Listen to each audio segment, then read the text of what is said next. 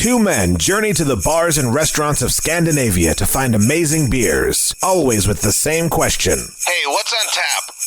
It's time to find out. Day 15 of What's on Tap podcast, Advent calendar, super spectacular, yummy, yummy, good time, fun time. Woo! Let's hope it's calendar. good. Let's hope it's a good time because I didn't bring a beer. But I did. I brought a beer. And I'm super excited because I don't remember what it is. I wrapped these a long time ago. And I don't remember what I wrapped. Oh, mysteries. This is one I'm super excited about because I kind of went out of my way to make sure we got this one. Gold top, black can. Yes. This is a collaboration with a bar in Copenhagen called Dispensary. Dispensary beer. Made with dry and bitter. Cool. And it is a barrel-aged imperial stout called Chaos Equilibrium. It is a 10% ABV beer. And I don't know, when I saw it, I was just super excited to try this because this is the first beer that the Dispensary has released. That's cool. Let me see the can. Okay. And the can that is beautiful. Yeah, it's like a snake wrapped around a snifter glass. Like that is the snifter. Dispensary logo, right? It is, because if you look on the side, you see the dry and bitter logo and then the Dispensary logo. This is cool. Yeah. Very good. Thank you. Like I said, when I saw that they were releasing this, I actually went on websites to see if I could find it. Because I was like, I really, really want to try this. And I thought, this will be so much fun to have as a podcast beer as well. This looks like just a great stout, super carbonated.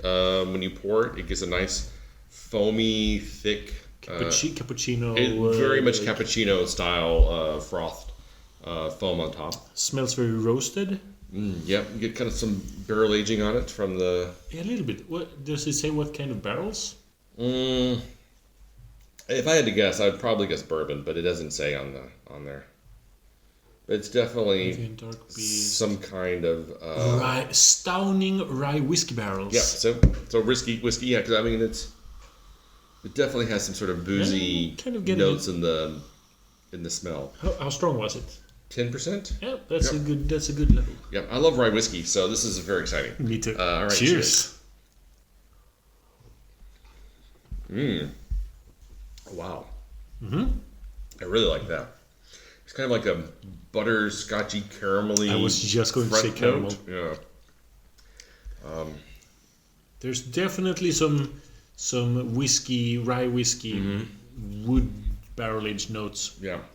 Happening after the caramelly first taste dissipates. I think this is where, you know how yesterday we talked about the beer was being overcarbonated. Yeah. I think this is an example where the base stout itself isn't super thick like you get with, say, like Omnipolo or some other like Cycle or something like that, where you have a really full mouthfeel. What you do have is a really great carbonation on this that really kind of makes the beer feel fuller and richer than I think that the texture of the beer itself has. Yeah, very possible. Because it is kind of, I think, thin in its body, but like I said, the carbonation rounds it out. It makes it feel like a fuller beer experience. Yeah. I really like the caramelness. I really like the barrel notes. I'm trying to pinpoint some dryness that I think detracts a little bit, but not much. Well, it could be from the barrel aging, because I find a lot of barrel aged beers have a very drying, astringent kind of finish to them. This isn't too bad for me. I think it's got a real nice roundness to it. They really have made a very, very drinkable 10% ABV stout. Definitely, it drinks easier than 10%. Very much so. I'm a big fan of the can. Yeah, coffee and chocolate. Yeah, sure. Yeah, I mean, I wouldn't say coffee and chocolate overall. So I think the barrel aging kind of overwhelms those those specific flavors. Yes. But it's super rich. Oh, there's some notes on the side here. It says Chaos Equilibrium is a joint venture. We brewed a heavy, dark beast of a stout, and then aged it for 2 years on Stauning rye whiskey barrels. A mass of dark malts gives you notes of coffee and chocolate, while the barrels lend round vanilla and whiskey notes. Yep. I just did a sneak peek on the interwebs, and only one of our friends seemed to have had it at a first glance. And it's our friend Andreas Beraha, who this autumn became a bar manager for Mikkeller Victoria Gade. And he loves Dispensary. He's always loved Dispensary. Huge fan of them, yeah. I think he lived in like a collective with the bar owner or something. Okay. And he writes, gorgeous, balanced, best at room temp. So many dear friends in one can. Oh. Because he also knows the dry and bitter people. So I think this is just like all of his good friends coming together. It is a good collaboration. It is super good. And Lee is the bar manager, right? Well, he's the owner. He's the right. owner and bar manager, I guess, wearing dual hats, I'm sure. I'm sure he's also probably the accountant and bar back and and the bouncer. And the bouncer and a lot of other things there too. But he's a super nice guy. So I was, like I said, I was very excited to try this new release from this. And I hope that they do more collaborations with Dry and Bitter and other breweries in the future. Yeah, I actually at one point got to buy some old lambic from Lee through Andreas Beraha. Oh, nice!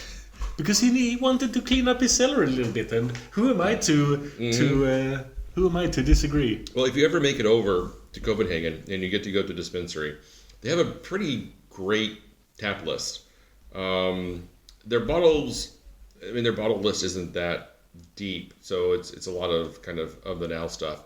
But their whiskey selection is amazing. They have stuff all over the world from countries you're kind of like, wow, I didn't even know that country made whiskey, and yet here you have 3 different bottles from that country. That's amazing because it's grouped by country. Right. So you can look around the walls and you can say, oh, A to Z, like here's the countries and here's all the whiskeys they have, or bourbons or whatever, scotches from those countries that they have in stock. I keep forgetting about their whiskey stock. Actually, it's really, really impressive. Last few times I've been there, I've been heavily focusing on beers. Yeah. And I think they have 20 taps. It sounds about right. 20-25 somewhere in that area. Yeah. And there's usually a good mix and a lot of local stuff. Yeah, they usually have a lot of local, a lot of friends. Never overpriced. It's a really good bar. Yeah, it's a great experience, and it's really close to Bruce, and it's close to Mikkeller, and it's close to Mikkeller and Friends. That is Mikkeller and Friends on Stefan Agata, and some other good bars in that area. I'm trying to think of the other ones, but I can't think of there's a couple of brewery-owned tap rooms in that area as well, but they elude me at the moment. Right now when I'm tasting it, I'm getting more of a milky, slightly vanilla-esque flavor. And this now that's kind of overpowering the barrels right now. Yeah, I'd say the vanilla notes on this are really strong, and just the bouquet, so good, and the aftertaste, the sweetness, and the mouthfeel, and it's really yummy. I'll round it up to a 4.5, but it is a very questionable 4.5. I'm kind of the same way. This is another one of those that it's a solid 4.25. If we're doing 0.10 instead of 0.25, then 4.3 or maybe 4.4. I would say I think it's a really great 4.4. I think 4.4 is right where it should be. But I'm going to just, if I'm there, I'm over half. 4.5. Yeah, exactly. Yeah, I agree. This is one that I wish I kind of had a couple more cans of, just to kind of enjoy later on, because I think it's just really drinkable. It's super balanced. It's not too boozy. It's not too wonky in one adjunct flavor or the other. Yeah. Let's actually. I'm gonna put my glass aside. Mm-hmm. I'm gonna try it in 20-25 minutes. Okay. Because of Andreas Barajas' note, best served at room temperature. Well, I mean, this isn't cold. This is slightly below room temperature. It's only slightly chilled. Yeah. I think maybe air is the... Give it a little time to breathe, Yeah. and then let it open up. Because a lot of these barrel-aged stouts, they do need, a good 20 minutes or so to kind of breathe and burn off that boozy notes on the front end. Yeah, and then it'll deserve the weak 4.5 that I'm giving it. Okay, excellent. All right. Well, thanks for joining. This is day 15. Until next time. Keep drinking, you dum-dums.